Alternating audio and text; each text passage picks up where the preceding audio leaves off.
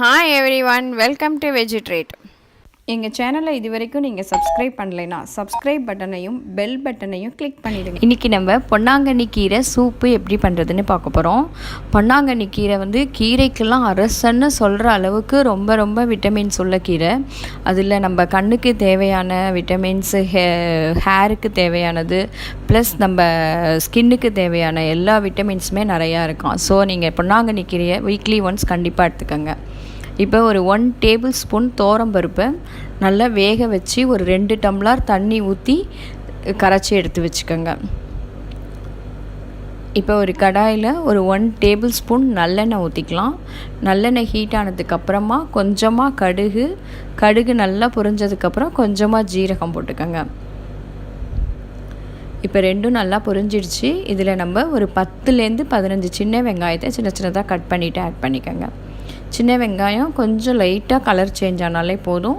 மேலேயே நம்ம எடுத்து வச்சுருக்கிற பொன்னாங்கண்ணி கீரையை ஆட் பண்ணிடலாம்.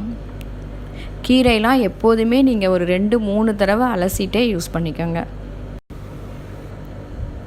இப்போ நம்ம இதில் கொஞ்சமாக கல்லுப்பு ப்ளஸ் ஒரு 1/2 டீஸ்பூன் சுகர் ஆட் பண்ணிக்கலாம்.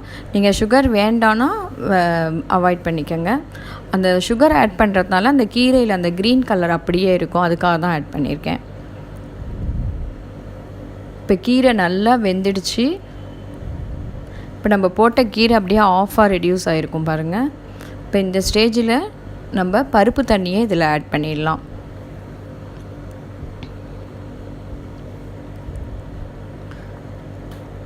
இப்போ நம்ம பருப்பில் ஊற்றின தண்ணியை ஆட் பண்ணியாச்சு. இப்போ ஃபுல்லாகவே பருப்பை மட்டும் கரைச்சி எடுத்துட்டு அந்த தண்ணியையும் ஃபுல்லாக ஆட் பண்ணிவிடுங்க.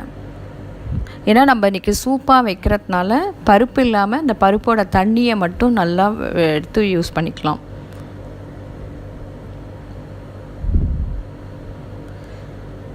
அவ்வளோதாங்க, நம்மளோட கீரை சூப்பு ரெடி ஆகிடுச்சி.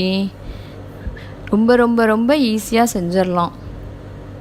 இப்போ இந்த தண்ணியை, கீரை, இந்த சின்ன வெங்காயம் எல்லாத்தோடையும் சேர்த்து நீங்கள் ஒரு பவுலில் ட்ரான்ஸ்ஃபர் பண்ணிக்கோங்க. இதை நீங்கள் ஒயிட் ரைஸில் அப்படியேவும் போட்டு சாப்பிட்லாம். வேணுங்கிற அளவுக்கு பெப்பர் ஆட் பண்ணிக்கோங்க. இல்லை அப்படியே நீங்கள் சூப்பாகவும் குடிக்கலாம். இவ்வளோ ஹெல்த் பெனிஃபிட்ஸ் உள்ள கீரை ரொம்ப ஈஸியாக உங்களுக்கு நான் சொல்லி கொடுத்துருக்கேன். உங்கள் வீட்டில் கண்டிப்பாக இந்த கீரை ரெசிபியை நீங்கள் ட்ரை பண்ணி பார்த்துட்டு எனக்கு கமெண்ட் பண்ணுங்கள். இந்த சேனல் பிடிச்சிருந்தா கண்டிப்பாக சப்ஸ்கிரைப் பண்ணுங்கள். தேங்க்ஸ் ஃபார் வாட்சிங்.